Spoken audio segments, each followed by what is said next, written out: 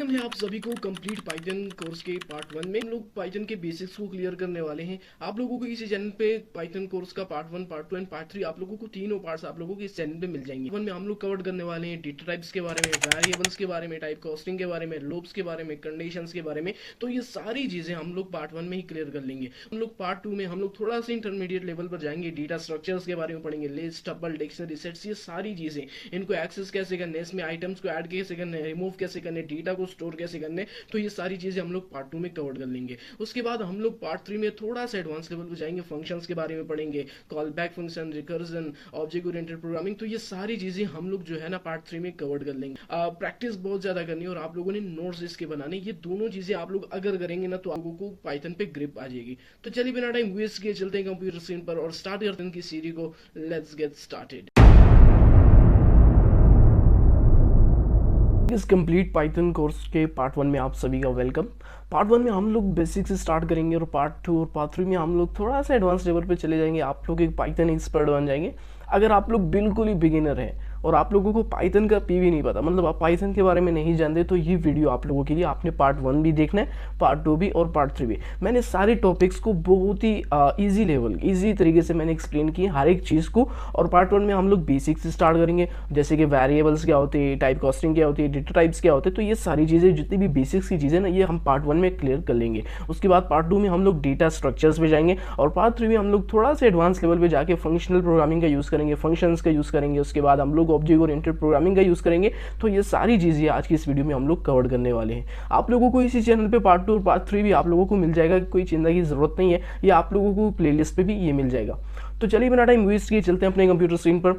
और यहाँ पर मैं आप लोगों को बताता हूँ कि आज की इस वीडियो में, मतलब हम लोग पार्ट 1 और पार्ट 2 एंड पार्ट 3 जो हमारे पास इस कंप्लीट पाइथन कोर्स में है, इसमें हम लोग वेरिएबल्स के बारे में, कमेंट्स, डेटा टाइप्स, ये जितने भी हमारे पास टॉपिक्स हैं ना, इन सबको हम लोग क्लियर करने वाले हैं।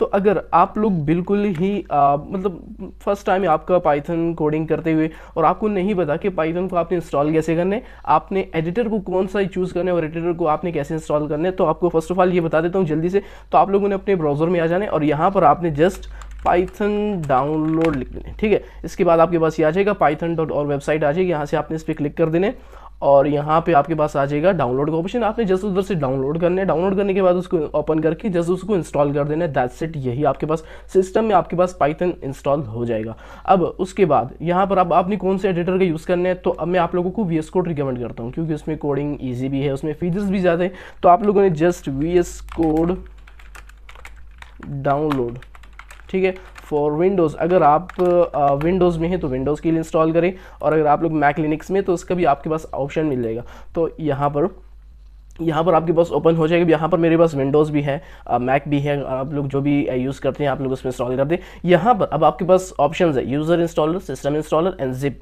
ठीक है। इन तीनों में से मैं आपको रिकमेंड करता हूँ सेकंड वाला, यानी सिस्टम इंस्टॉलर। यहाँ से आपके पास डायरेक्टली आपके सिस्टम में इंस्टॉल हो जाएगा VS कोड। ये आप लोग क्लिक करेंगे तो ये आपके पास डाउनलोडिंग स्टार्ट हो जाएगी। डाउनलोड होने के बाद जस्ट आपने इसको इंस्टॉल करना है, जिस तरह आप लोग डेली लाइफ में गेम्स को इंस्टॉल करते हैं। तो यहाँ पर पाइथन भी आपके पास शो हो जाएगा। फर्स्ट आपके पास आ जाएगा सामने डाउनलोड का ऑप्शन आ जाएगा। मेरे पास नेटवर्क थोड़ा स्लो है, तो यहाँ पर आपने इसको डाउनलोड करके जैसे इंस्टॉल करने हैं तो आपके पास इंस्टॉल हो जाएगा। अब ये सारी चीज़ें हो जाएं तो उसके बाद आपने क्या करना है, अब आपको कैसे पता चलेगा कि मेरे पास जो पाइथन है वो मेरे पास इंस्टॉल हो चुका है। तो आपने यहाँ पर आके विंडोज़ में CMD लिखना है, ठीक है, यानी कमांड प्रॉम्प्ट को आपने ओपन करना है। जस्ट आपने पाइथन लिख देना, तो आपको बता देगा कि भाई आपके पास पाइथन 3.14.0 वर्जन आपके पास इंस्टॉल है। तो यहाँ से पता चल जाएगा भाई आपके पास जो पाइथन है वो आपके पास ऑलरेडी इंस्टॉल है। अब उसके बाद आपने CSV का कैसे पता लगाना है, ठीक है, वो भी बता देता हूँ। यहाँ पर आपने, ठीक है, ये क्या हो रहा है, अच्छा, यहाँ पर अब आपने माउस के राइट बटन पे क्लिक करने हैं तो आपके पास यहाँ पर ऑप्शन है ओपन विथ कोड, यानी आपके पास जो VS कोड है वो आपके सिस्टम इंस्टॉल हो जाएगा। आप किसी भी फोल्डर को यहाँ से ओपन विथ कोड यानी VS कोड में आप उसको ओपन कर सकते हैं, ठीक है। तो अब मूव करते हैं अपने टॉपिक्स की तरफ। पार्ट 1 को पहले हम लोग कवर कर लेते हैं और उसके बाद आप लोगों को इसी चैनल पर पार्ट 2 एंड पार्ट 3 भी मिल जाएगा। उसी टाइम में मैं भी अपलोड कर देता हूँ, ठीक है। तो यहाँ पर अब हमारे पास जो फर्स्ट टॉपिक है, ठीक है, वो हमारे पास है वेरिएबल्स। लेकिन उससे पहले मैं आपको VS कोड का यूज़ करना बता देता हूँ, ठीक है। VS कोड का आपको कैसे यूज़ करना है, तो यहाँ पर आपने न्यू फाइल से आप लोग न्यू फाइल बना सकते हैं, कोई भी फोल्डर। तो मैं फोल्डर फर्स्ट ऑफ ऑल बना लेता हूँ। मैं कहता हूँ पार्ट 1 के नाम से फोल्डर बनाओ और इसी में मेरे पास बना लो वेरिएबल्स के नाम से एक फ़ाइल बना लो और .py। अब जो .py है ये पाइथन को शो करता है, ठीक है। तो आपके पास पाइथन की फ़ाइल आपके पास बन जाएगी। अब उसके बाद यहाँ पर तो मैं आपको फर्स्ट ऑफ ऑल जो हमारा टॉपिक है वो है वेरिएबल्स इन पाइथन, ठीक है। वेरिएबल्स को हम लोग कवर करने वाले हैं फर्स्ट ऑफ ऑल। अब यहाँ पर अगर मैं आपसे कहूँ ना कि आउटपुट में मुझे किसी चीज़ को रिटर्न कराना है तो उसके लिए हम प्रिंट फंक्शन का यूज़ करते हैं। आपके पास फर्स्ट टॉपिक है और इसको प्रिंट फंक्शन को आप लोग यूज़ करते हैं। किसी भी चीज़ को आप रिटर्न करना चाहते हैं ना आउटपुट में, मतलब स्क्रीन पर रिटर्न करना चाहते हैं, तो मैं कहता हूँ प्रिंट कर दो मेरे पास 12 हो। प्रिंट तो आप लोग जानते होंगे, आप लोग भी सॉफ्ट कॉपी को हार्ड कॉपी में कन्वर्ट करते हैं तो उसके लिए आप लोग प्रिंटर का यूज़ करते हैं। तो यहाँ पर भी हम लोग ना कि आपने प्रिंट कर देना मेरे पास 12 को, तो इसने आउटपुट में मुझे 12 दे दिया। यहाँ से आप लोग पाइथन को रन कर सकते हैं। और हाँ, अगर आपके पास पाइथन नहीं, मतलब ये फाइल रन नहीं हो रहा, आपके पास एरर आ रहा है, तो आपने Ctrl+Shift+P आपने प्रेस करना है। यहाँ पर आप यहाँ पर फर्स्ट है सेलेक्ट इंटरप्रेटर, आपने पहले सेलेक्ट करना है इंटरप्रेटर को। तो आपके पास ऑलरेडी ये देखिए आपके पास बता देगा रिकमेंडेड। आपको अगर आपके पास पाइथन इंस्टॉल है तो यहाँ पर ये आपके पास ऑप्शन आ जाएगा। यहाँ से जस्ट आपने इस पर क्लिक करना है और आपके पास जो है ये आपके पास इंटरप्रेटर पाइथन हो जाएगा, फिर आपके पास करेक्ट रन होगा, ठीक है। अब आते हैं अपनी बात की तरफ। तो मैं एक काम करता हूँ। अब उसके बाद वेरिएबल्स की बात करें। वेरिएबल क्या चीज़ है? Variable is a container in which we store the data. मैं आप लोगों को जल्दी जल्दी बताता हूँ, इस वीडियो को मैं इतना ज़्यादा लेंथी नहीं होने दूंगा। जो मेन चीज़ें ना जो आपको सीखने चाहिए, ठीक है, वो मैं आपको बता दूंगा। और आप लोगों ने बस इसकी प्रैक्टिस करनी और नोट्स बनानी, ये दो चीज़ें मस्ट है। आप जब तक प्रैक्टिस और नोट्स नहीं बनाएंगे आप किसी चीज़ को लर्न नहीं कर सकते, फिर आपको इस कोर्स का कोई फ़ायदा भी नहीं होगा। आपने नोट्स बनानी और प्रैक्टिस करनी है, दैट्स इट, ठीक है। तो मैं आपको बता देता हूँ वेरिएबल क्या है। Variable is a container in which we store the data. ये हमारे पास एक कंटेनर होता है जिसमें हम लोग डेटा स्टोर करते हैं। अब यहाँ पर मैंने कहा कि आपने प्रिंट कर देने मेरे पास 12 को, ठीक है। मैंने ये नहीं कहा, मैंने कहा जस्ट ये कहा कि आपने प्रिंट कर देने मेरे पास 12 को। अब यहीं से मैं आपको बता देता हूँ कि वेरिएबल्स का कॉन्सेप्ट और वेरिएबल्स को हम क्यों यूज़ करते हैं। हमेशा आपने हर एक टॉपिक में ये 3 क्वेश्चंस आपने हमेशा फाइंड करने। एक what is this, why is this and how is this, ठीक है। तो what is this? Variable is a container in which we store the data. ये हमारे पास एक कंटेनर होता है जिसमें हम लोग डेटा को स्टोर करते हैं। फॉर एग्जाम्पल आपके पास एक गिलास है। अब गिलास में हम लोग वाटर को स्टोर करते हैं और जब हमें वाटर चाहिए होता है हम कहते हैं वो गिलास ले आओ, ठीक है। तो गिलास लाते हैं, उसमें वाटर स्टोर होते हैं। इसी तरह, बिल्कुल इसी तरह हम लोग एक वेरिएबल बनाते हैं। एक हमारे पास डेटा है, मान लीजिए 12 एज है मेरी, ठीक है, या 17 18। तो मैं क्या करूँगा, उस वेरिएबल में ये एज जो है, ये डेटा मैं इसको स्टोर करूँगा। अब मान लीजिए मुझे कभी भी मुझे मेरी एज चाहिए, मुझे मेरा डेटा चाहिए, तो मैं उस वेरिएबल को लूँगा तो वो डेटा मेरे पास ऑटोमेटिकली मेरे पास आ जाएगा। तो यही कॉन्सेप्ट है वेरिएबल्स का, दैट्स इट, ठीक है। आप लोग किसी भी नाम से वेरिएबल्स बना सकते हैं। मैं आपको बताता हूँ, यहाँ पर VS कोड में मैं यहाँ पे ए के नाम से एक वेरिएबल बनाता हूँ। मैंने कहा कि इज इक्वल्स टू 12 और प्रिंट कर देना मेरे पास ए को, ठीक है। अब मैं इसको यहाँ से आपने रन पाइथन फाइल कर देना, तो यहाँ से आपके पास रन हो जाएगा। ये मेरे पास क्या करेगा, 12 को इसने मेरे पास रिटर्न कर दिया, फर्स्ट दिस वन, ठीक है। तो यहाँ पर इसने मेरे पास, अब यहाँ पर मैंने एक ए के नाम से वेरिएबल बनाया, उसके अंदर मैंने 12 डेटा को स्टोर कर दिया। Variable is a container in which we store the data, that's it, that's a concept of variable. अब उसके बाद वेरिएबल्स के कुछ रूल्स हैं। मैं आपको 3 ऐसे रूल्स बताता हूँ कि जिनकी मदद से आप वेरिएबल बनाएं। बस यही 3 रूल्स आप याद रखिएगा, आपके वेरिएबल्स कभी भी गलत नहीं होंगे, ठीक है। 2 किस्म के वेरिएबल्स होते हैं, कि हमारे पास लीगल और दूसरा हमारे पास इलीगल वेरिएबल्स होते हैं। अब लीगल वेरिएबल क्या है, स्टार्ट विद अल्फ़ाबेट्स। यहाँ पर मैंने कहा कि आपने ए इज इक्वल्स टू कर देना। अब ये क्या है, ये मेरे पास अल्फ़ाबेट है, यानी मैंने वेरिएबल बनाया अल्फ़ाबेट्स में से, ठीक है। और हमारे पास जो इलीगल होता है वो हमारे पास क्या होता है कि स्टार्ट विद नंबर्स। मान लीजिए ना, मैं यहाँ पर अगर मैं यहाँ पे लिखूँ कि 1 इज इक्वल्स टू 12, यानी मैंने 1 एक नंबर को मैंने वेरिएबल बना लिया, ठीक है। मैंने स्टार्ट किया नंबर से और मैं कहूँ प्रिंट कर दो मेरे पास 1 को, तो अब ये क्या मुझे 12 रिटर्न करेगा? नहीं, ये मुझे एरर देगा कि भाई यहाँ पर कैन नॉट असाइन टू। अब यहाँ पर इक्वल्स टू कुछ और बातें मैं आपको बाद में बता दूंगा, आपको समझ में आ जाएगा, ठीक है। तो यहाँ पर अब इलीगल वेरिएबल क्या है कि भाई आप यहाँ पे जो है आपके पास विथ नंबर्स, आप नंबर्स को एज अ वेरिएबल नहीं ले सकते, आपके पास एरर आएगा, कंपाइलर आपको एरर दे देगा। अब उसके बाद हमारे पास सेकंड जो है लीगल वेरिएबल है कि आपने स्पेस नहीं देना, ठीक है। तो मान लीजिए ना, मैं यहाँ पर मैं एक काम करता हूँ, यहाँ पर मैं कहता हूँ एज, फिर उसके बाद मैं स्पेस देता हूँ एज 1 इज इक्वल्स टू। अब ये मुझे पहले से एरर दे रहे हैं, यहाँ पे रेड लाइन दिखा रहे हैं कि भाई आपके पास जो स्टेटमेंट है must be separated by new line और सेमीकोलन, ये कुछ, ठीक है। तो अब आपने जब भी वेरिएबल बनाने हैं बीच में आपने स्पेस नहीं देना, ठीक है। तो फर्स्ट मैंने अल्फ़ाबेट्स का यूज़ किया, बाद में आप जिस चीज़ का चाहे यूज़ कर सकते हैं, आप नंबर्स का यूज़ कर सकते हैं, ठीक है, उसमें कोई नहीं, लेकिन फर्स्ट जो है स्टार्ट विद अल्फ़ाबेट्स, ये शर्त है, ठीक है, स्टार्ट होना चाहिए कि इससे अल्फ़ाबेट से स्टार्ट होना चाहिए। और हाँ, हमारे पास सेकंड जो है, या तो आपने स्पेस नहीं देना, अगर आपने स्पेस देना है तो उसके लिए आपको जस्ट अंडरस्कोर का यूज़ करना पड़ेगा। मैंने कहा एज 1 इज इक्वल्स टू, यहाँ पर मैं 13 दे देता हूँ और प्रिंट कर दो मेरे पास एज 1 को, ठीक है। अब मैंने स्पेस की जगह अंडरस्कोर, अब अंडरस्कोर का ही यूज़ कर सकते, अब माइनस साइन का नहीं यूज़ कर सकते, अब मल्टीप्लिकेशन साइन का नहीं, कुछ किसी भी सिंबल का नहीं, सिर्फ आप अंडरस्कोर का यूज़ कर सकते हैं। तो ये मेरे पास वैलिड है और मेरे पास लीगल वेरिएबल है, तो ये मुझे रिटर्न कर देगा। अब यहाँ पर अगर आप लोग स्पेस देंगे तो आपके पास एरर आएगा और ये आपके पास गलत है, ठीक है। आपने लीगल वेरिएबल्स का यूज़ नहीं करना, वरना आपका आपने 1000 लाइन ऑफ कोड भी लिखा हो ना तो आपके पास वो रन नहीं होगा। उसके बाद हमारे पास जो थर्ड रूल है, थर्ड रूल, ठीक है, नो स्पेशल कीवर्ड्स, ठीक है, नहीं होने चाहिए स्पेशल। अगर स्पेशल कीवर्ड्स का यूज़ किया तो हमारे पास इलीगल होगा और आपके पास रन नहीं होगा। अब स्पेशल कीवर्ड्स क्या होते हैं? स्पेशल कीवर्ड्स का मतलब कि आपके पास जो पाइथन के अंदर पहले से बिल्ट इन फंक्शंस होते हैं। मान लीजिए आपको मैं यहाँ पर एग्जांपल देता हूँ, प्रिंट फंक्शन। अब ये प्रिंट फंक्शन ये हमारे पास कीवर्ड्स है, इसको स्पेशल वर्ड्स भी कहा जाता है, कीवर्ड्स भी कहा जाता है और रिजर्व वर्ड भी कहा जाता है, ठीक है, आप जिस नाम से भी इसको पुकारें।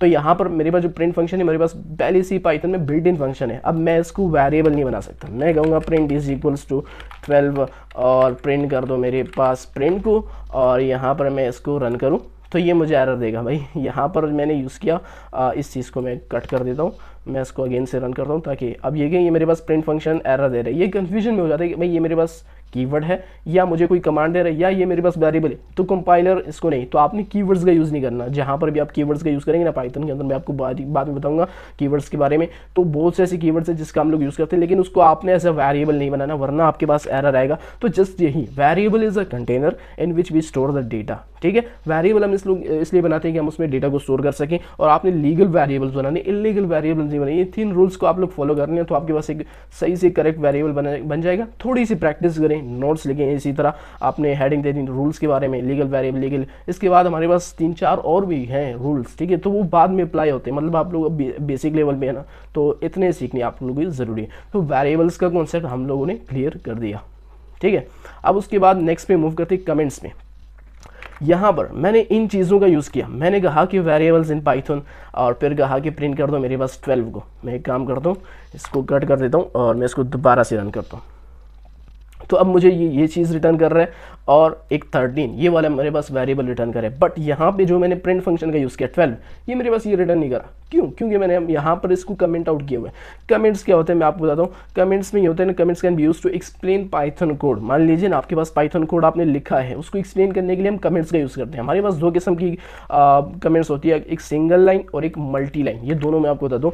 सिंगल लाइन को कमेंट्स के लिए यूज़ करने के लिए आपको क्या करना पड़ेगा, हैश साइन का लगाना पड़ेगा, हैश साइन। तो आप Shift+3 भी दबा सकते हैं, या आप लोग VS कोड में फॉरवर्ड स्लैश आप इसको प्रेस करेंगे तो आपके पास कमेंट साइन यानी हैश साइन आपके पास शो हो जाएगा। अब यहाँ पर आप जो भी लिखेंगे ना, आप लोग जो भी लिखेंगे, ये आपके पास पाइथन जब कंपाइलर है ना, वो आपके पास रन नहीं करेगा, वो इसको इग्नोर करेगा। आप लोग जो भी लिखेंगे यहाँ पर हैश साइन में, आप लोग जो भी लिखेंगे वो आपके पास रन नहीं होगा, कंपाइलर उसको रन नहीं करेगा। तो इसीलिए हम लोग कमेंट्स का यूज़ करते हैं। ये तो हो गया सिंगल लाइन कमेंट, यानी अगर मैं नेक्स्ट लाइन में चला गया ना तो यहाँ पर ये लिखूंगा तो मेरे पास एरर आ जाएगा, भाई ये क्या लिख रहे हो, ये समझ में नहीं आ रहा। तो यहाँ पर मुझे दोबारा से ये लगाना पड़ेगा हैश साइन, तभी मेरे पास कमेंट सिंगल लाइन कमेंट काम करेगा। अगर मान लीजिए ना मेरे पास मल्टी लाइंस है, मतलब मल्टी लाइंस में लिखना चाहता हूँ, कोड को एक्सप्लेन करना चाहता हूँ, कुछ भी सेंटेंसेस में लिखना चाहता हूँ, तो उसके लिए आपको ट्रिपल स्ट्रिंग कोड्स का यूज़ करना पड़ेगा। ट्रिपल, ठीक है, ट्रिपल फर्स्ट, 3 फर्स्ट एंड 3 आखिर लास्ट में, ठीक है।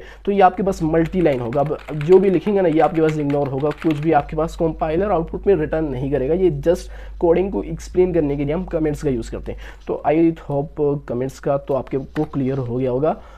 Comments, single line comment and multi line comment, यही 2 कमेंट्स होते हैं हमारे पास, ठीक है। तो इसको हम लोग कमेंट्स को यूज़ करते हैं, एक्सप्लेन करते हैं पाइथन कोड को, और कंपाइलर इसको इग्नोर करते हैं, इसको आपके पास आउटपुट में रिटर्न नहीं करेगा, बाकी आप जो भी लिखें इसमें।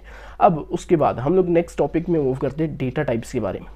मैं यहाँ पर एक काम करता हूँ, यहाँ पर मैं एक फाइल बना लेता हूँ डेटा टाइप्स.py के नाम से, और यहाँ पे जो है आपने जो मेरे पास टर्मिनल है उसको क्लियर कर दो। क्लियर कीवर्ड का यूज़ करेंगे तो क्लियर हो जाएगा। यहाँ पर अब मैं सिंगल लाइन कमेंट का यूज़ कर रहा हूँ, हैश साइन का। मैं यहाँ पर मैं एक्सप्लेन करना चाहता हूँ डेटा टाइप्स को, ठीक है, इन पाइथन। अब डेटा टाइप्स की बात करें, नाम से ही पता चल रहा है कि डेटा की टाइप्स, यानी हमारे पास डेटा की कितनी टाइप्स हैं। हमारे पास 3 टाइप्स हैं, ठीक है, 4 भी है, 4 में भी आपको बताता हूँ कौन सा है। हमारे पास 3 टाइप्स ऑफ डेटा है, एक हमारे पास है इंटीजर, एक है स्ट्रिंग, एक है फ्लोट। अब इंटीजर क्या होता है? इंटीजर एज अ नंबर 12, 13, 14, 45, 65, ये क्या है? ये एक इंटीजर है, नंबर है, ठीक है। 0 से लेकर 9 तक जो भी नंबर है वो आपके पास एक इंटीजर है। ये तो हो गया इंटीजर, ठीक है। उसके बाद स्ट्रिंग की बात करें, स्ट्रिंग क्या होता है पाइथन प्रोग्रामिंग में? सिंगल कोट्स या डबल कोट्स में जो भी चीज़ आप लोग लिखेंगे, जो भी चीज़ आप लोग लिखेंगे उसको हम स्ट्रिंग बोलते हैं। यहाँ पर हम लोग, मैंने डबल कोट्स में नेम लिखा समीर, और ये मेरे पास एज अ स्ट्रिंग है, ठीक है। फ्लोट की बात करें तो फ्लोट के बारे में आपने सुना होगा, डेसिमल नंबर, जिस नंबर में पॉइंट आ जाए हम उसको डेसिमल बोलते हैं। और उसके बाद अब हमारे पास जो 4th नंबर पर है वो हमारे पास है बूल, इसको बुलियन भी कहा जाता है, बूल भी कहा जाता है। इसमें बेसिकली हमारे पास 2 चीज़ें होती हैं, ट्रू और फॉल्स, ठीक है। 2 चीज़ें होती हैं, या तो ट्रू या फॉल्स, ठीक है। ये बुलियन, इसको बूल कहा जाता है। हम लोग इसको कंडीशन जैसा कंडीशन भी यूज़ करते हैं इसको।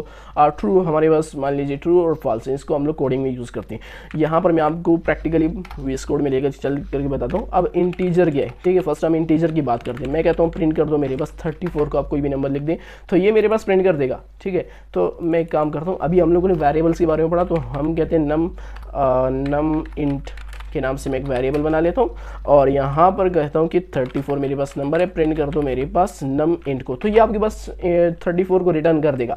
अब हमें कैसे पता चलेगा कि भाई ये हमारे पास एक इंटीजर है? ये भी आपको कंपाइलर बताएगा, तब आप इसको, जब आप इसको कमांड देंगे। अब कमांड क्या है? टाइप कीवर्ड का, ठीक है। तो मैं यहाँ पर कहता हूँ कि भाई आप मुझे टाइप फाइंड करके दो नम इंट वेरिएबल का। अब नम इंट जो वेरिएबल है ना, उसमें मेरे पास 34 डेटा मेरे पास स्टोर है, ठीक है। तो मैं इसको फाइल को रन करता हूँ। अब इसने बता दी क्लास इंट, यानी आपके पास जो वेरिएबल है ना, इस वेरिएबल में जो डेटा है वो आपके पास इंटीजर है, ठीक है। तो ये मेरे पास इंटीजर है, जो भी नंबर होगा आपके पास वो इंटीजर। उसके बाद अगर फ्लोट की बात करें तो मैं कहूँगा कि नम फ्लोट के नाम से मैं एक वेरिएबल बना लेता हूँ, और मैं कहता हूँ 44.5 और प्रिंट कर दो मेरे पास टाइप ऑफ नम फ्लोट, ठीक है। तो आपके पास वो प्रिंट कर देगा कि भाई ये आपके पास जो टाइप है क्लास है, ये आपके पास फ्लोट है, ठीक है। अब उसके बाद अगर हम लोग बात करें स्ट्रिंग की, str, इसको str भी कहा जाता है, स्ट्रिंग भी कहा जाता है। str कीवर्ड है और शॉर्ट फॉर्म है।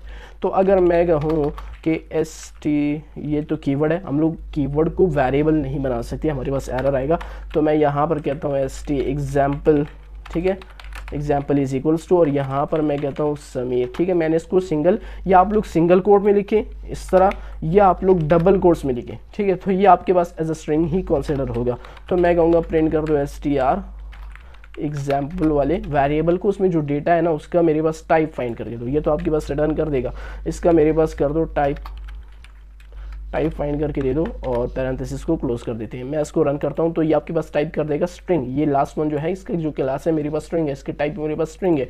अगर इसके बाद मैं कहूँ कि एक वेरिएबल बना लेता हूँ, नम के नाम से बना लेता हूँ आप लोग, ठीक है, और मैं यहाँ पर कहता हूँ कि ट्रू, ये मेरे पास बुलियन है, और मैं कहूँ कि प्रिंट कर दो मेरे पास टाइप ऑफ नम, ठीक है। तो ये क्या करेगा, आपके पास बूल रिटर्न कर देगा, यानी आपके पास ये बुलियन है, ठीक है। ये ट्रू जो है, ट्रू या फॉल्स, ये आपके पास बुलियन है। तो बेसिकली यही डेटा टाइप्स है। आपके पास 4 किस्म की डेटा टाइप्स होती है, integer, float, string and Boolean. ये 4 आपके पास डेटा टाइप्स होती है। इसको हम लोग यूज़ करेंगे अपनी कोडिंग में, ठीक है।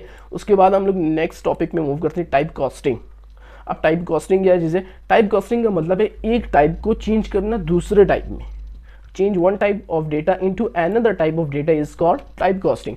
मान लीजिए आपके पास इंटीजर है, इंटीजर को आप लोग कन्वर्ट करते हैं इसमें फ्लोट में, या आपके पास फ्लोट है, फ्लोट को आप कन्वर्ट करते हैं इसमें इंटीजर में, तो इसको हम लोग टाइप कास्टिंग बोलते हैं। तो ये इसका बहुत ज़्यादा यूज है कोडिंग में, ये आपको समझना है, ठीक है। तो ये मेरे पास एक इंटीजर है, मैंने कहा कि जो इंटीजर है जो 45 है इसको फ्लोट कर दो, यानी फ्लोट में इसको चेंज करो, तो आपके पास आउटपुट में 45.0 यानी डेसिमल में आएगा, फ्लोटिंग नंबर पे आएगा, तो ये आपके पास फ्लोट में कन्वर्ट हो जाएगा। अब अगर मेरे पास 45.5 है, एक डेसिमल नंबर है, फ्लोट नंबर है, अगर मैं कहूँ कि 45.5 जो है इसको इंटीजर में कन्वर्ट करो, तो आपके पास आउटपुट में 45 आएगा, यानी पॉइंट हटा देगा, इंटीजर एक नंबर आपके पास रिटर्न कर देगा। अगर मेरे पास स्ट्रिंग में 5 है, ठीक है, और मैं कहूँ कि जो मेरे पास स्ट्रिंग में 5 है, अगर आप इसकी टाइप प्रिंट करें ना तो आपके पास ये स्ट्रिंग रिटर्न करेगा। तो यहाँ पर मैंने कहा कि आपने इंटीजर में इसको कन्वर्ट कर देने, तो आउटपुट में आपके पास ये 5 आ जाएगा। अगर मान लीजिए ना, अगर आपके पास जो है, मैं यहाँ पर एक काम करता हूँ, यहाँ पर मैं आपको एक छोटी सी एग्जांपल दे देता हूँ यहाँ पे, ठीक है। अगर मान लीजिए ना मेरे पास स्ट्रिंग में है एस, या मैंने अल्फ़ाबेट्स लिख दिए, और मैं यहाँ पर कहूँ कि आपने एंड कर देने मेरे पास ये जो मेरे पास स्ट्रिंग है इसको मेरे पास अल्फ़ाबेट सॉरी इंटीजर में कन्वर्ट कर देना, ये मेरे पास एरर आएगा। आप अल्फ़ाबेट्स को कभी भी इंटीजर या फ्लोट में नहीं, अगर आपके पास स्ट्रिंग में एक नंबर है तो आप नंबर को इंटीजर में कर सकते हैं, फ्लोट में कर सकते हैं, लेकिन अल्फ़ाबेट्स को आप स्ट्रिंग या इंटीजर में नहीं कर सकते। ये तो कॉमन सेंस की बात है, ठीक है। तो ये आपके पास एरर आएगा। यही टाइप कास्टिंग मैं आपको प्रैक्टिकली करके बताता हूँ। यहाँ पर मैं एक काम करता हूँ, यहाँ पे एक फाइल जल्दी से बना लेते हैं टाइप कास्टिंग के नाम से, typecasting.py के नाम से। यहाँ पर स्पेलिंग मिस्टेक आपने यहाँ पे F2 और यहाँ पे .py, ठीक है। तो टाइप कास्टिंग की बात कर रहे थे हम लोग, टाइप कास्टिंग। अगर मान लीजिए ना मेरे पास एक a इज इक्वल्स टू है 3 4, ये मेरे पास एक इंटीजर है और मैं चाहता हूँ कि मैं इस इंटीजर को कन्वर्ट करूँ, जो मेरे पास a है इसको मैं कन्वर्ट करना चाहता हूँ फ्लोट में, ठीक है। यानी मैं इसको डेसिमल नंबर में, फ्लोटिंग नंबर में मैं इसको कन्वर्ट करना चाहता हूँ। तो मैं यहाँ पर टाइप कास्टिंग का यूज़ करूँगा, मैं रन करूँगा तो ये आपके पास 34.0 हो जाएगा। अगर मान लीजिए ना मेरे पास यहाँ पर ये होता 0.5, यानी मेरे पास फ्लोटिंग नंबर होता और मैं इसको इंटीजर में कन्वर्ट करता, तो आप लोग इसको इस तरह से इंटीजर में, यानी पॉइंट जो है, पॉइंट के बाद जो नंबर होगा उसको रिमूव कर देगा, इग्नोर कर देगा, आपके पास एज अ इंटीजर आपके पास रिटर्न कर देगा। तो इस तरह आप लोग टाइप कास्टिंग कर सकते हैं। अगर आपके पास जो है 5 है is equals to B is equals to आपके पास स्ट्रिंग की फॉर्म में आपके पास 5 है और आप चाहते हैं कि मैं इसको इंट करना चाहता हूँ b को, यानी मैं स्ट्रिंग में जो नंबर है ना उसको मैं रिटर्न करना चाहता हूँ किस में, इंटीजर में, तो आपके पास इंटीजर में रिटर्न हो जाएगा। अगर मैं कहूँ कि मेरे पास अल्फ़ाबेट्स हैं, ठीक है, और मैं एक काम करता हूँ इसको इंट कर देता हूँ c, यानी अल्फ़ाबेट्स को मैं इंटीजर में कन्वर्ट करना चाहता हूँ, तो आपके पास एरर आएगा कि भाई आपके पास जो है ये एक अल्फ़ाबेट्स है और आप अल्फ़ाबेट्स को इंटीजर में कन्वर्ट नहीं कर सकते। तो बेसिकली यही कॉन्सेप्ट है हमारे पास टाइप कास्टिंग का। इसी तरह हम लोग टाइप कास्टिंग का यूज़ कर सकते हैं। बस आप लोगों ने इसकी जस्ट प्रैक्टिस करनी है और इसमें नोट्स बनाने, और 1 2 3 या 5 से 10 बार आपने प्रैक्टिस लाजमी करनी है। 1 2 5 दफ़ा आप प्रैक्टिस करेंगे 5 10 टाइम्स, तो ये आपसे कभी भी नहीं भूलेगा। अब उसके बाद नेक्स्ट टॉपिक पे जाते हैं, पाइथन स्ट्रिंग। अब हम लोग बात करने वाले पाइथन स्ट्रिंग के बारे में। हम लोगों ने यहाँ पर पढ़ा कि आपके पास जो है पाइथन स्ट्रिंग्स, ठीक है। तो मैं एक काम करता हूँ, ये थोड़ा सा लेंथी है और सीखने मैं यहाँ पे एक फ़ाइल बना लेता हूँ string.py के नाम से, और यहाँ पे अब हम लोग बात करने वाले हैं स्ट्रिंग के बारे में। स्ट्रिंग के बारे में आपको बताया कि स्ट्रिंग हमारे पास जो सिंगल कोट्स या डबल कोट्स रिप्रेजेंट हो उसको हम लोग क्या बोलते हैं, उसको हम लोग स्ट्रिंग बोलते हैं। सिंगल कोट से या हमारे पास जो है डबल कोट से हम लोग जिस चीज़ को भी लिखेंगे इस चीज़ में तो वो हमारे पास एक स्ट्रिंग होगा। अब स्ट्रिंग को समझने के लिए हमारे पास अब फर्स्ट हम क्या कर सकते हैं, ठीक है। तो मैं आपको फर्स्ट बताऊंगा स्लाइसिंग के बारे में। यहाँ पर मैं एक काम करता हूँ, मैं यहाँ पर कहता हूँ मैसेज इज इक्वल्स टू, मेरे पास मैसेज जो है एक वेरिएबल है और मैं इसमें डेटा स्टोर करता हूँ, स्ट्रिंग के फॉर्म में लेता हूँ। मैं कहता हूँ माई नेम इज़ समीर, ठीक है। तो मैं ये एक स्ट्रिंग ले लेता हूँ। अब यहाँ पर मैं प्रिंट करूँ मैसेज को, ठीक है, और मैं इसको आउटपुट में रिटर्न करूंगा तो ये मेरे पास रिटर्न कर देगा माय नेम इज समीर। अगर आप लोग चेक करना चाहते हैं इसकी टाइप क्या है तो आपको वो टाइप ही बता देगा कि भाई इसकी टाइप जो है वो हमारे पास str यानी स्ट्रिंग है, ये बता देगा आपके पास, ठीक है। तो अगर यहाँ पर फर्स्ट चीज़ मैं आपको बताने वाला हूँ स्लाइसिंग के बारे में, गौर से सुनिएगा, बहुत ही ज़्यादा इंपॉर्टेंट टॉपिक है, ठीक है। स्लाइसिंग हम लोग फर्दर आगे कोडिंग में यूज़ करते जाएंगे, तो इसीलिए आप अभी से सीख लेना। स्लाइसिंग का बहुत ही आसान सा कॉन्सेप्ट है, ठीक है। तो मैं यहाँ पर कहता हूँ जो मेरे पास मैसेज वेरिएबल है जिसमें मेरे पास डेटा है। अब मैं स्लाइसिंग का क्या मतलब है कि आप लोग स्लाइसिंग में स्टार्टिंग एंड एंडिंग ये 2 पॉइंट्स आप देते हैं। मान लीजिए ना आपके पास एक स्ट्रिंग है और आप चाहते हैं कि मैं बेसिकली ना कोडिंग में, पाइथन में कोडिंग में आपके पास क्या होता है, इंडेक्सिंग होती है, यानी अल्फ़ाबेट्स की इंडेक्सिंग होती है। अगर मेरे पास जो इसमें है m है, ठीक है, ये फर्स्ट मेरे पास जो अल्फ़ाबेट है ये मेरे पास m है, तो m का जो इंडेक्स है वो 0 है। फिर उसके बाद y है तो y का मेरे पास 1 है। फिर उसके बाद स्पेस है तो वो 3 इंडेक्स हो गया। फिर उसके बाद n है तो वो 4th इंडेक्स हो गया। तो इस तरह इंडेक्सिंग होती है। हम लोग बाय यूजिंग इंडेक्सिंग स्लाइसिंग करते हैं, ठीक है। हम लोग कहते हैं कि भाई 4th इंडेक्स से लेकर 6 इंडेक्स तक जो भी मेरे पास अल्फ़ाबेट्स या नंबर जो भी डेटा होगा वो मेरे पास रिटर्न कर दो। तो इसी तरह हम लोग स्लाइसिंग का यूज़ करते हैं। मैं आपको एग्जाम्पल देता हूँ। आपने फर्स्ट स्टार्टिंग नंबर देना है, मैं कहता हूँ 1 इंडेक्स से स्टार्ट करना है, 1 इंडेक्स से स्टार्ट करना है, 0 से नहीं, 0, ठीक है। तो 1 इंडेक्स से आपने स्टार्ट करने हैं और एंड आपने 5th इंडेक्स पे करने हैं, ठीक है। तो मैं इसको रन करता हूँ। अब आपको मैं सारा कुछ समझा देता हूँ। ये से मेरे पास रिटर्न किया y स्पेस एन ए, ठीक है, ये मेरे पास रिटर्न किया। अब क्या है, ये जो m है ना, फर्स्ट हमारे पास m, ये मेरे पास 0 इंडेक्स है। अब 1 इंडेक्स के y, इसने 1 इंडेक्स से स्टार्ट करना है। मैंने यहाँ पर कमांड दिया कि आपने 1 इंडेक्स से स्टार्ट करना है, तो y से स्टार्ट किया, ये 1 इंडेक्स फिर स्पेस ये 2 इंडेक्स, फिर n ये मेरे पास 3 इंडेक्स, फिर a, ठीक है, a भी रिटर्न की a तक, तो ये मेरे पास हो गया 4th इंडेक्स। अब उसके बाद m है वो हमारे पास 5th है। यहाँ पर मैंने कहा कि आपने 5 इंडेक्स तक जाने, 5th इंडेक्स तक, लेकिन इसने m को रिटर्न नहीं किया। स्लाइसिंग में जब भी आप लोग कोई एंडिंग नंबर देंगे ना, वो उस नंबर से एक नंबर पहले ही रुक जाएगा, एक इंडेक्स पहले ही रुक जाएगा, उसी इंडेक्स को नहीं रिटर्न करेगा। यानी m हमारे पास 5th है तो ये 4th पे रुक जाएगा, 4th इंडेक्स पे, आगे नहीं जाएगा, ठीक है। अगर आप लोग 6 देते तो ये 5 पे रुक जाएगा, 10 देंगे तो 9 पे रुक जाएगा। तो इसी तरह हम लोग स्लाइसिंग करते हैं। अगर मैं कहूँ कि भाई आपने यहाँ पर अब मैं एम्प्टी दे देता हूँ, यानी स्टार्टिंग में कोई नहीं है, एंडिंग में कोई नहीं है, ठीक है, तो मैं इसको रन करता हूँ, तो ये मुझे ओवरऑल जितनी भी होगी सारी, यानी स्टार्टिंग से लेकर एंडिंग तक, अगर आप लोग एम्प्टी कॉलन देंगे तो इसका मतलब कि आपने स्टार्टिंग से एंडिंग तक जाना है, ठीक है। और अगर आप लोगों ने रिवर्स आने, मतलब आप लोगों ने यहाँ पर मैं आपको एक सिंपल से एग्जाम्पल दे देता हूँ। यहाँ पर मेरे पास नम इज इक्वल्स टू, यहाँ पे मैं एक स्ट्रिंग की फॉर्म में लिख लेता हूँ 1 2 3 4 5, दैट्स इट। और उसके बाद मैं कहूँ नम स्टार्टिंग से एंडिंग तक जाने। और अगर आपको रिवर्स आने, यानी आपने लास्ट में से स्टार्ट करना है और रिवर्स काउंटिंग करनी है, तो उसके लिए आपको स्टार्ट से एंड तक जाना है। स्टार्ट से एंड तक जाने के बाद फिर स्टेप, स्टेप का मतलब कि रुक जाना है, ठीक है, स्टेप, ठीक है। स्टार्टिंग से लेकर आपने, स्टार्ट से लेकर आपने एंड तक जाने, फिर स्टेप, और उसके बाद -1 करते जाने। अब ये क्या करेगा, मेरे पास रिवर्स रिटर्न कर देगा, यानी 5 4 3 2 1, यानी लास्ट तक गए, स्टार्टिंग से एंड तक गए, फिर स्टेप रुक गए, उसमें से 1 1 1 1 माइनस करता गए, तो रिवर्स काउंटिंग इसने मेरे पास रिटर्न कर दिए। तो इसी तरह हम लोग स्लाइसिंग करते हैं। आप लोग स्टार्टिंग पॉइंट देते हैं, एंडिंग पॉइंट देते हैं, आप रिवर्स करना चाहते हैं तो आप वो भी कर सकते हैं। तो स्लाइसिंग का बेसिकली यही यूज़ है। तो मैं इसको कमेंट आउट कर देता हूँ। अब मूव करते हैं नेक्स्ट की तरफ। यहाँ पर अब मेरे पास कॉन्केटिनेट है। कॉन्केटिनेट का मतलब होता है दो स्ट्रिंग्स को आपस में ऐड करना।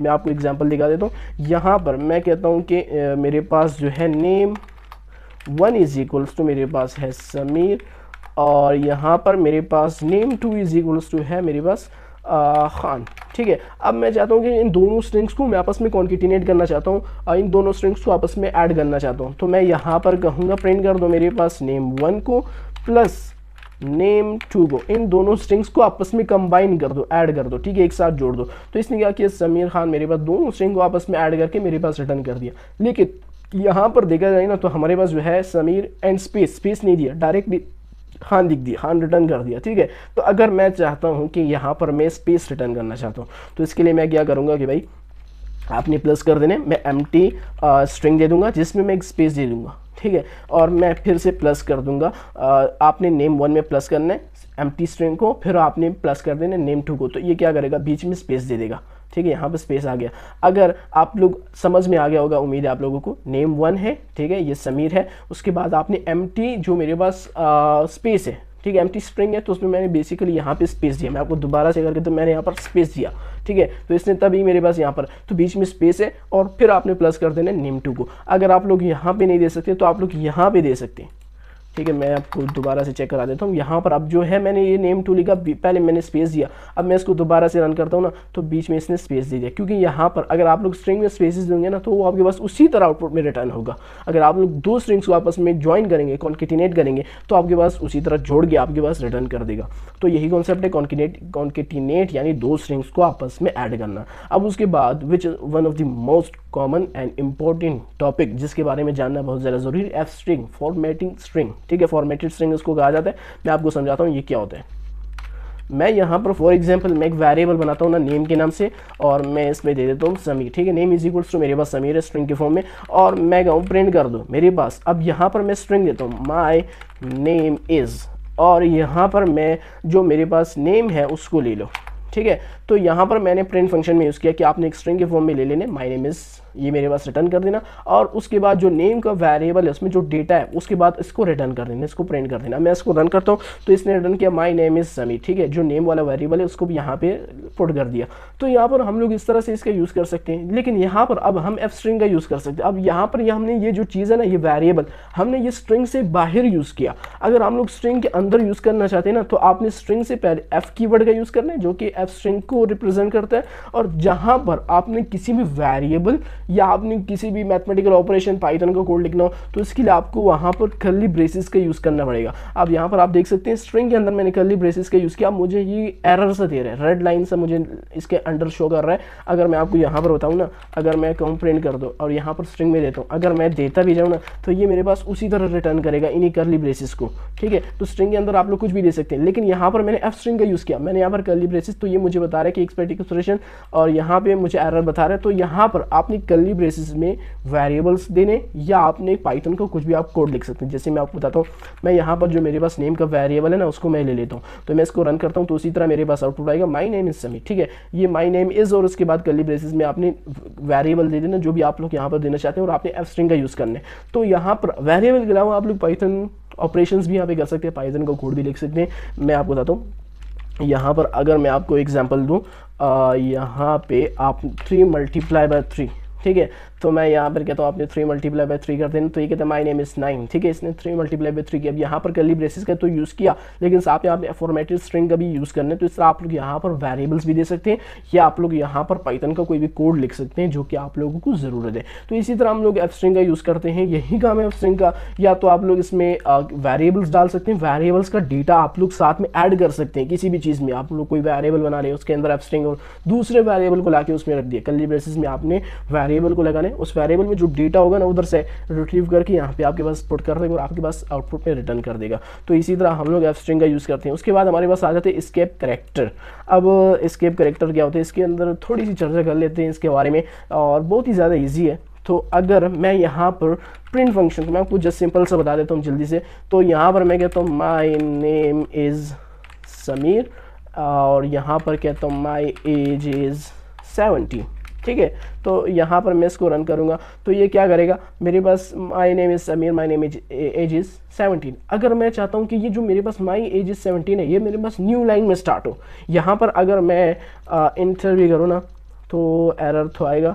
यहाँ पे एक काम करता हूँ, अगर आप लोग इंटर, यहाँ पर आप लोग चाहते हैं कि मेरे पास जो माई एज इज़ 17 है ये मेरे पास न्यू लाइन में रिटर्न हो, तो इसके लिए हम लोग एस्केप कैरेक्टर्स का यूज़ करते हैं। अब एस्केप कैरेक्टर हमारे पास बहुत से होते हैं, उसको यूज़ करने के लिए आपको बैकस्लैश और एन, ये जो एन है ना ये न्यू लाइन को रिप्रेजेंट करता है। तो ये क्या करेगा, जो माई एज इज़ 17 है ना इसको न्यू लाइन में कर देगा। तो यहाँ पर my age is Sameer, my age is 17, तो इसलिए यहाँ पर मैंने कहा कि बैकस्लैश एन, यानी आपने न्यू लाइन का यूज़ करना है, बाकी जो आगे होगा उसको न्यू लाइन में कर देने। अगर आप लोग यहाँ पे टैब का यूज़ करें, ठीक है, तो ये टैब को रिप्रेजेंट कर दें, तो यहाँ पर टैब यानी ये यहाँ पे क्या करेगा, फासला दे देगा, ठीक है। तो आप लोग टैब का यूज़ कर सकते हैं। इसके अलावा हमारे पास बी होता है बोल्ड करने के लिए, बहुत से हमारे पास एस्केप कैरेक्टर्स होते हैं। आप लोग टाइम या कोडिंग के साथ साथ आप लोग इसको यूज़ करते जाएंगे, इसमें कोई दिक्कत वाली बात नहीं कि आपको समझ में नहीं आएगा। अभी उसके बाद हम लोग नेक्स्ट बात करने वाले ऑपरेटर्स के बारे में। अब ऑपरेटर्स क्या होते हैं, बेसिकली ऑपरेशन परफॉर्म करने के लिए हम लोग ऑपरेटर्स का यूज़ करते हैं पाइथन प्रोग्रामिंग में। ऑपरेटर्स हमारे पास बहुत से होते हैं, जैसे कि अर्थमेटिक ऑपरेटर हो गया, कंपैरिजन ऑपरेटर हो गया, असाइनमेंट ऑपरेटर हो गया, लॉजिकल ऑपरेटर्स हो गए। तो इस तरह हम लोग ऑपरेटर्स का यूज़ करते हैं। सबसे पहले हम लोग बात करने वाले हैं अर्थमेटिक ऑपरेटर्स का। अर्थमेटिक ऑपरेटर आप लोगों ने सुना होगा, plus minus multiplication and division, ये हमारे पास क्या होते हैं, अर्थमेटिक ऑपरेटर्स होते हैं। तो इसको हम लोग एक दफ़ा से यूज़ कर लेते हैं। यहाँ पर मैं एक काम करता हूँ, एक फ़ाइल बना लेता हूँ operators.py के नाम से, और यहाँ पर मैं आपको बताता हूँ कि ऑपरेटर्स का आपने कैसे यूज़ करना है, ठीक है। तो फर्स्ट हम बात करने वाले हैं अर्थमेटिक ऑपरेटर्स, और इसको कमेंट आउट कर देता हूँ। अब मान लीजिए ना मैं कहता हूँ कि प्रिंट कर दो मेरे पास 5 + 5 को, तो मैंने यहाँ पर प्लस साइन का यूज़ किया, ये मेरे पास अर्थमेटिक ऑपरेटर है, ठीक है। तो आप लोग इसको इस तरह से आप लोग यहाँ पे मल्टीप्लिकेशन का साइन यूज़ कर सकते हैं, और उसके बाद डिवीजन और मल्टीप्लिकेशन, और आप लोग यहाँ पे माइनस साइन का यूज़ कर सकते हैं। तो ये मेरे पास जो चारों हैं इसको हम लोग अर्थमेटिक ऑपरेटर कहते हैं। बेसिकली यही दरअसल यही कॉन्सेप्ट है इसका, प्लस माइनस मल्टीप्लिकेशन डिवीजन आप लोग ये ऑपरेटर्स का यूज़ करते हैं। तो ये हमारे पास अर्थमेटिक ऑपरेटर्स हैं, तो इसको कमेंट आउट कर देता हूँ। अभी उसके बाद हमारे पास जो नेक्स्ट वन है ना वो हमारे पास एक कंपैरिजन ऑपरेटर। अब कंपैरिजन ऑपरेटर में हमारे पास हम लोग कंपैरिजन करते हैं, नाम से हमारे पास पता चल गया कि हम लोग कंपैरिजन करते हैं। इसमें ग्रेटर साइन होता है, लेस देन साइन होता है, इक्वल्स टू होता है, और हमारे पास नॉट इक्वल्स टू होता है। ये हमारे पास क्या है, हमारे पास कंपैरिजन ऑपरेटर्स है। तो मैं यहाँ पे कंपैरिजन ऑपरेटर्स, और यहाँ पर अब मान लीजिए ना मेरे पास एज है, एज इज इक्वल्स टू मेरे पास है 15, ठीक है, और मैं कहूँ कि भाई मेरे पास जो एज है वो इज़ ग्रेटर देन है 18 से, तो ये कंपाइलर अब डिसाइड करें। यहाँ पर हम लोगों ने कंडीशंस का तो यूज़ नहीं किया, कंडीशंस हम लोग अभी बात करने वाले कंडीशंस के बारे में इसके बाद, ठीक है। तो उसमें आप लोग यहाँ पर कंडीशंस देंगे, तो ये हम लोग अभी कंपाइलर को बता रहे हैं कि जो एज है वो मेरे पास ग्रेटर देन 18 है, तो कंपाइलर आपको फॉल्स रिटर्न करेगा कि आपके पास जो एज है 15 ये 18 से ग्रेटर नहीं है। अगर मैं यहाँ पर एक साइन और का यूज़ करूँ, यहाँ पे मैं काम करता हूँ, आपने यहाँ पे अगर मैं यूज़ करूँ लेस देन साइन का, तो ये मेरे पास ट्रू रिटर्न करेगा, क्योंकि ये आपके पास जो बात है ये आपकी सही है, क्योंकि 15 मेरे पास इज़ लेस देन टू 18 है, तो ये आपके पास इस लाइन ऑफ कोड का ट्रू रिटर्न करेगा। अब उसके बाद हमारे पास एक और होता है नॉट इक्वल्स टू।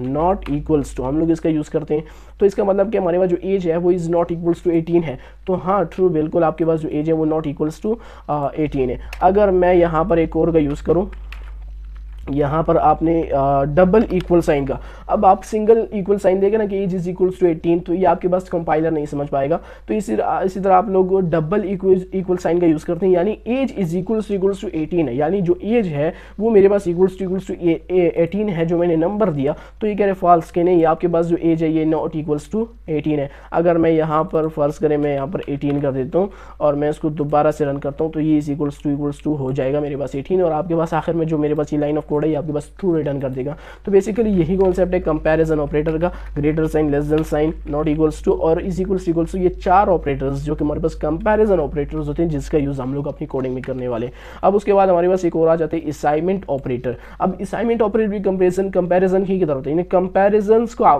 कंबाइन करके यहाँ पर असाइनमेंट ऑपरेटर की अगर मैं आप लोगों को कॉन्सेप्ट बताऊं, इक्वल साइन के साथ आपके पास कंपैरिजन ऑपरेटर्स का यूज़ करेगा। यहाँ पर हर जगह इक्वल साइन है तो इसको असाइनमेंट ऑपरेटर कहा जाता है, यानी इक्वल के साथ ग्रेटर है, लेस देन है, not equals to, plus equals to, minus equals to. अब इसका क्या मतलब है, ये मेरे पास क्या है कि जो यहाँ पर हम नंबर देंगे कि ये मेरे पास ग्रेटर देन और इक्वल्स टू, यहाँ पर दो कंडीशन है, ये ग्रेटर भी है और इक्वल्स भी है, ठीक है, और ये मेरे पास लेस देन भी है, इक्वल्स भी है, ठीक है। इसको असाइनमेंट ऑपरेटर कहा जाता है, जिस जगह आप लोग इक्वल साइन के साथ plus, minus, greater, less than, not equals ये चीज़ें यूज़ करेंगे ना, तो इसको हम लोग असाइनमेंट ऑपरेटर कहते हैं। यहाँ पर हम लोग इंक्रीमेंट का यूज़ कर रहे हैं और डिक्रीमेंट का यूज़ कर रहे हैं, तो मैं आपको बताता हूँ ये डिक्रीमेंट इंक्रीमेंट क्या होता है। सबसे पहले मैं आपको बताता हूँ असाइनमेंट ऑपरेटर, ठीक है। तो असाइनमेंट ऑपरेटर में हमारे पास जो फर्स्ट है ग्रेटर देन इक्वल्स टू, यहाँ पर मैं कहूँ एज इज इक्वल्स टू है 13 और मैं कहूँ कि प्रिंट कर दो मेरे पास एज इज ग्रेटर देन और इक्वल्स टू 13, सॉरी यहाँ पर मैं 16 डाल देता हूँ, ठीक है। यहाँ पर मैंने कहा कि एज इज ग्रेटर देन और इक्वल्स टू, अगर मेरे पास 16 हुआ तो आपने ट्रू रिटर्न करने, वरना आपने फॉल्स। तो ये कह रहा है कि आपके पास जो एज है ये ग्रेटर देन भी नहीं है, इक्वल्स टू भी नहीं है। अगर मैं यहाँ पर 16 डाल दूँ, 16 डाल दो, अब इन दोनों में से एक कंडीशन ट्रू है कि भाई ये आपके पास ट्रू रिटर्न कर, क्यों? क्योंकि मेरे पास जो एज है ये इक्वल्स टू 16 है। यहाँ पर मैंने दो कंडीशंस दी, एक तो ग्रेटर देन होना चाहिए या इक्वल्स टू, इन दोनों में से एक। अगर मैं यहाँ पर 18 करते हूँ तो ये मेरे पास जो ग्रेटर वाला साइन ना, ये इसकी वजह से मेरे पास ट्रू आ रहा है क्योंकि यहाँ पर मैंने ग्रेटर साइन का यूज़ किया। अगर मैं यहाँ पर कहूँ कि इज लेस देन और इक्वल्स टू 16 तो ये मेरे पास फॉल्स आएगा क्योंकि इन दोनों में से एक कंडीशन भी ट्रू नहीं है। अब उसके बाद अगर मैं यहाँ पर नॉट इक्वल्स टू, यानी ये मेरे पास नॉट इक्वल्स टू, हाँ नॉट इक्वल्स टू है तो इसकी वजह से आपको ट्रू रिटर्न होगा। अब ये काम तो हो गया, ठीक है। तो इस तरह आप लोग असाइनमेंट ऑपरेटर्स का यूज़ करते हैं, यही कॉन्सेप्ट है, बस इसके आप लोगों ने प्रैक्टिस करनी है। तकरीबन आपने इसको 10 टाइम कोड, डिफरेंट कोड लिखते हैं, ठीक है, अपने खुद से आपने लिखने है, सारा 10 टाइम प्रैक्टिस करनी है तो आपको ये समझ में आ जाएगा और आपसे भूलेगा नहीं। उसके बाद मैं आपको बताता हूँ इंक्रीमेंट क्या होता है। हम लोग प्लस साइन का यूज़ करते हैं और हम लोग minus sign, minus equals to, plus equals to. अब इसका क्या मतलब है, तो फर्स्ट इंक्रीमेंट, इंक्रीमेंट का मतलब होता है ऐड करना, ठीक है। यहाँ पर मैं कहता हूँ a इज इक्वल्स टू 1 है और फिर मैं कहता हूँ कि आपने क्या कर दें, आपने a प्लस इक्वल्स टू 3 कर देने, मैं मान लीजिए, और फिर मैं कहता हूँ प्रिंट कर देना मेरे पास a को। यहाँ पर फर्स्ट मैंने कहा कि a वेरिएबल है, उसमें 1 एक डेटा है, ठीक है। उसके बाद मैंने कहा कि आपने a प्लस इक्वल्स टू 3 कर देना। अब यहाँ पर इंक्रीमेंट है, यानी ये जो a है इसमें आपने 3 को साथ में ऐड कर देना। अब ये कैसे वर्क करता है ना, मैं आपको बताता हूँ। यहाँ पे आपने हैश साइन का यूज़ करना है, तो यहाँ पर ये कैसे वर्क करता है, A is equals to A plus 3। तो बेसिकली ना ए इज इक्वल्स टू क्या होता है, ये उसी ए में, उसी वेरिएबल में हम लोगों ने 3 को प्लस कर दिया। तो इसी तरह आप लोग इंक्रीमेंट का यूज़ कर सकते हैं, प्लस इक्वल्स टू, आपके पास जो ए है उसमें आपने 3 को प्लस कर देने। तो ये मुझे क्या रिटर्न करेगा, 1 नहीं रिटर्न करेगा, मुझे 4 रिटर्न करेगा। यानी फर्स्ट तो मेरे पास 1 है इज इक्वल्स टू 1 है, उसमें 3 ऐड करो तो 4 हो जाता है, तो ये आपके पास 4 रिटर्न कर देगा। अगर मैं यहाँ पर माइनस साइन का यूज़ करूँ, मैं यहाँ पर वैल्यू को थोड़ा बढ़ा देता हूँ, 7 कर देता हूँ, तो ये क्या करेगा, 7 में से 3 को फिर माइनस करेगा तो 4 आपके पास रिटर्न हो जाएगा। 7 में से आप 3 माइनस करें तो आपके पास 4 आ जाएगा। तो इस तरह हम लोग इंक्रीमेंट, और जब आप लोग माइनस साइन का यूज़ करेंगे तो उसको हम लोग डिक्रीमेंट बोलते हैं। तो इस तरह आप लोग असाइनमेंट ऑपरेटर्स में इनका यूज़ कर सकते हैं। उसके बाद हमारे पास बात आ जाती है लॉजिकल ऑपरेटर्स। अब लॉजिकल ऑपरेटर्स में हमारे पास 3 होती हैं, इसमें लॉजिक्स होती हैं, एंड और नॉट, ठीक है। तो इसका कॉन्सेप्ट क्लियर करा देता हूँ। यहाँ पर मैं कहता हूँ कि लॉजिकल ऑपरेटर्स, ठीक है, यहाँ पर मैं कहता हूँ प्रिंट कर दो मेरे पास, या यहाँ पर मैं एक काम करता हूँ, यहाँ पर मैं एज के नाम से एक वेरिएबल बनाता हूँ, 17 डाल देता हूँ, ठीक है। तो मैं यहाँ पर कहता हूँ एज इज ग्रेटर देन और इक्वल्स टू मेरे पास 13, एज मेरे पास ग्रेटर देन और इक्वल्स टू 13 है। एंड अब यहाँ पर अगर मैं 2 कंडीशंस देना चाहता हूँ, एक ही जगह पे मैं 2 कंडीशंस देना चाहता हूँ, तो मैं एंड का, हम कहते हैं my name is Sameer and I am 17 years old, तो हम लोग एंड का यूज़ करते हैं दोनों सेंटेंस को आपस में। तो इस तरह हम लोग अगर 2 कंडीशंस देना चाहते हैं, मतलब 2 जगह ऑपरेटर्स का यूज़ करना चाहते हैं, तो बीच में हम लोग एंड गेट का यूज़ करेंगे, ठीक है, एंड ऑपरेटर का यूज़ करेंगे। तो एंड बेसिकली क्या होता है कि आपके पास ये एक कंडीशन आपने रखी, ये आपने एक ऑपरेटर का यूज़ किया, फिर आपने सेकंड ऑपरेटर का यूज़ किया, बीच में आपने एंड गेट लगाया, ठीक है, एंड ऑपरेटर का यूज़ किया। अब ये जो दोनों आपके पास ऑपरेटर्स होंगे, ठीक है, ये जो दोनों आप लोग कंडीशंस डाल रहे हैं कि age is greater than less than, ये दोनों आपके पास ट्रू होना ज़रूरी है। अगर इनमें से एक भी फॉल्स हुआ ना तो ओवरऑल सारा मतलब आपके पास दोनों ट्रू होनी चाहिए, तो वरना आपके पास फॉल्स आएगा। मैं आपको समझाता हूँ। यहाँ पर मैंने कहा कि age is greater than and equals to 13, ठीक है, इज ग्रेटर देन मतलब 13 से एज ग्रेटर है, बिल्कुल ट्रू है। अगर मैं यहाँ पर कहूँ कि एज इज ग्रेटर देन, या मैं कहूँ is less than equals to 20, यानी मेरे पास जो एज है वो मेरे पास ग्रेटर देन और इक्वल्स टू 13 है, यानी ग्रेटर देन है और मेरे पास लेस देन 20 है, तो दोनों कंडीशन मेरे पास ट्रू है, तो मेरे पास ओवरऑल मेरे पास ट्रू रिटर्न होगा। अगर मैं यहाँ पर कहूँ इज लेस देन टू 10 है, ठीक है, मैंने यहाँ पर एक कंडीशन फॉल कर दी और मैंने यहाँ पर क्या एंड गेट का यूज़ किया। एंड गेट में क्या होता है, एंड ऑपरेटर में आपने दोनों कंडीशंस ट्रू देने, तो यहाँ पर आपके पास फॉल्स रिटर्न, क्योंकि आपके पास दोनों में से एक कंडीशन गलत है, तो ओवरऑल आपके पास फॉल्स ही रिटर्न होगा।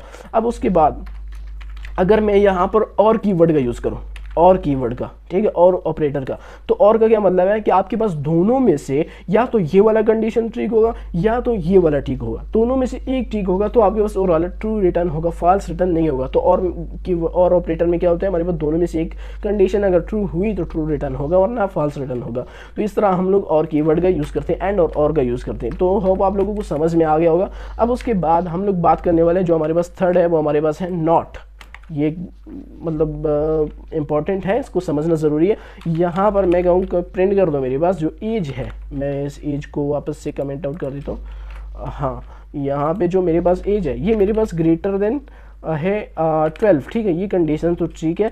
और यहाँ पर मैं कहूँ एंड का यूज़ कर लेते हैं, ठीक है, तो मैं दोनों कंडीशंस ट्रू दे देता हूँ। मैं कहता हूँ एज इज़ लेस देन 20 है, ठीक है, हाँ बिल्कुल मेरे पास एज इज़ लेस देन 20 है, लेकिन यहाँ पर मैं नॉट कीवर्ड का यूज़ कर लूँ, मैं स्टार्टिंग में नॉट कीवर्ड का यूज़ कर लूँ, तो अब यहाँ पर मेरे पास दोनों कंडीशन ट्रू, यानी एज इज़ ग्रेटर देन 12 है और एज इज़ लेस देन 20 है, तो दोनों कंडीशन ट्रू है, तो मेरे पास क्या रिटर्न होगा, मेरे पास ट्रू रिटर्न होगा। तो मैं इसको रन करूँ तो इसने मेरे पास फॉल्स रिटर्न किया, हालांकि मेरे पास दोनों कंडीशंस ट्रू है, तो इससे मेरे पास फॉल्स क्यों रिटर्न किया, क्योंकि यहाँ पर मैंने नॉट कीवर्ड भी दे दिया, मैंने यहाँ पर नॉट ऑपरेटर का यूज़ किया कि आपके पास ये दोनों कंडीशन ट्रू हो या फॉल्स हो, आपने नॉट यानी ये दोनों कंडीशन नहीं है, तो यहाँ पर आप अपनी तरफ से कोई भी कमांड देंगे ना, कंपाइलर उसको मानेगा। तो इस तरह यहाँ पर हम लोगों ने कहा कि नॉट मेरे पास नहीं है, यानी ये दोनों कंडीशन नहीं है, ठीक है, तो अगर ये ट्रू होंगी भी ना तो मेरे पास क्या होगा, फॉल्स ही रिटर्न होगा। तो इस तरह हम लोग ऑपरेटर्स का यूज़ करते हैं, इसका बहुत ज़्यादा यूज़ है कोडिंग में, बस इसके आपने नोट्स बनाने हैं, प्रैक्टिस करनी है, तो कोई दिक्कत नहीं है, इसको सीखने में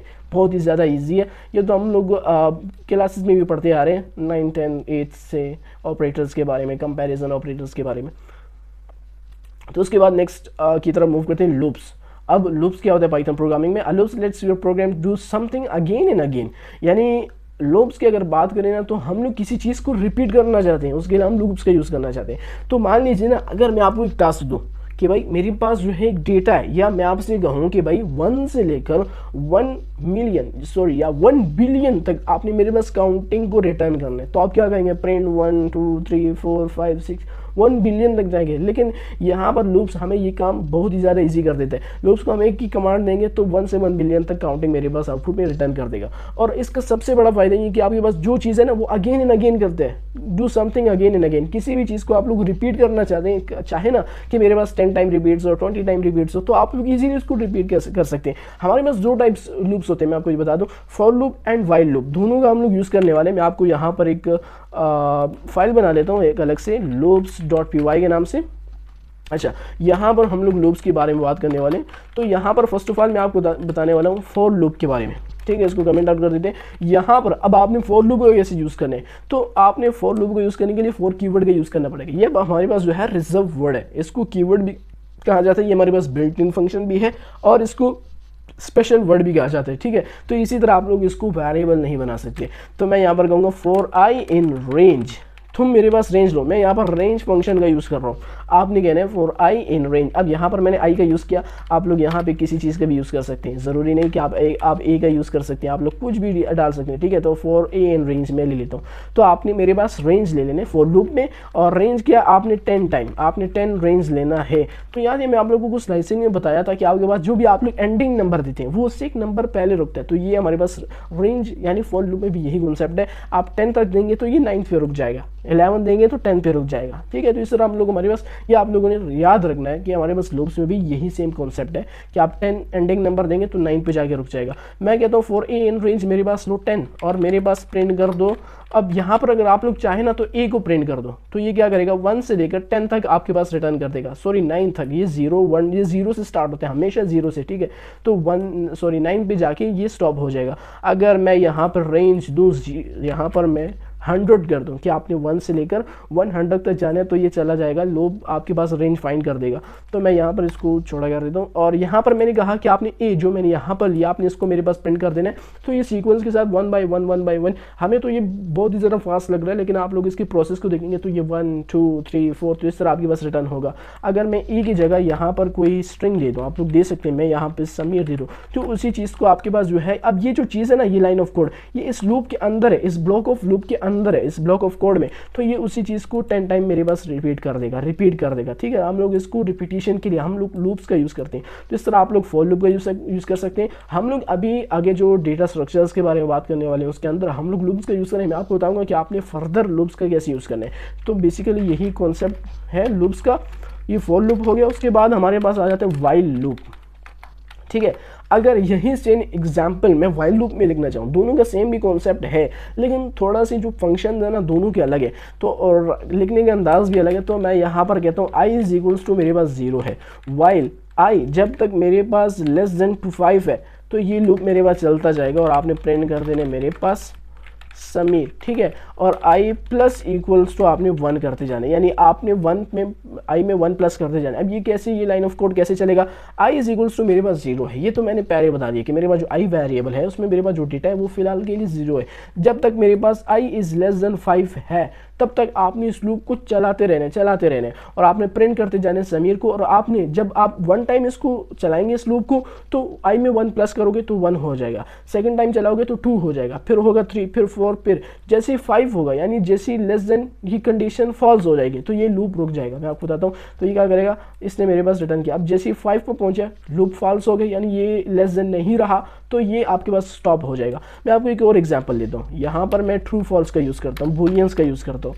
मैं कहता हूँ इस कंटिन्यू के नाम से मैं एक वेरिएबल बनाता हूँ और मैं कहता हूँ वो मेरे पास ट्रू है, ठीक है। इस continue is equal to true है।